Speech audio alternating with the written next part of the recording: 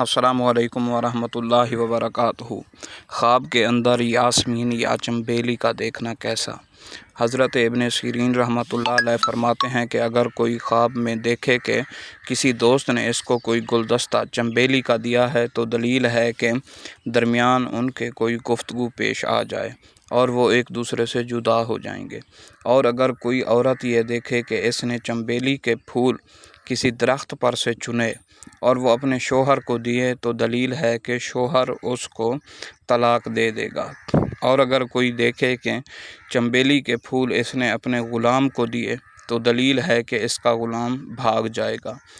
اور خواب میں چنبیلی کا درخت دیکھنا عورت مالدار اور بدخو ہے، یعنی کہ بری عادات والی، اور وہ عورت سفلہ اور حاسد ہے، یعنی جادو کرنے والی اور حسد کرنے والی۔